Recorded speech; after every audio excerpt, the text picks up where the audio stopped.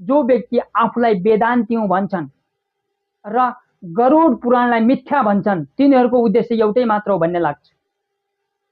जीवनभरि गलत सन्देश दिइयो, गलत कर्म गरियो, अपराधका विचारहरूलाई पालियो, अपराधका व्यवहारहरूमा रुमलियो, अपराधीलाई सुरक्षा दिने र उनीहरूसित सहमत हुने अवस्थामा पुग्यो र त्यस्तो जीवनभरि गरियो। अब त यदि हामीले श्री गरुड पुराणलाई सत्य मान्ने हो भने दण्ड खानुपर्छ।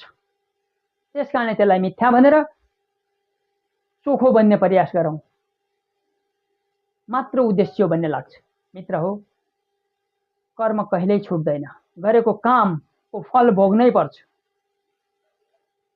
मान्छेको यो शरीर भयो यहाँ पञ्चमहाभूत तत्वमा मिसिन्छ, तर आत्मा कहाँ जान्छ? जो बोल्ने तत्व, जसले गर्ने तत्व हो ऊ कहाँ जान्छ? सजाय भोग्ने त ऊ हो।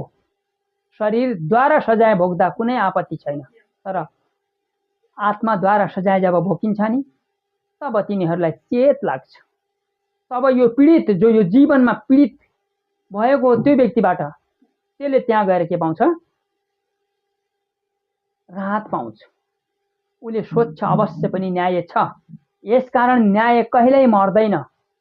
यसै पृथ्वीमा मान्छेहरूले बनाएका कानुनका हिसाबले हेर्ने हो भने सामान्य दण्ड सजायदेखि लिएर कारावास छ, शारीरिक दण्ड छ, आर्थिक दण्ड छ, सर्वस्व हरण पनि यहाँ छ, जन्म कैद पनि छ, अन्तिममा गएर मृत्युदण्ड सहित यही पृथ्वीको कानुनले दिएको छ भने यो पृथ्वीबाट बचेर जो जान्छ अपराधी भएर, अपराधबाट जोगिएर जो जान्छ त्यसले दण्ड कहाँ खाने?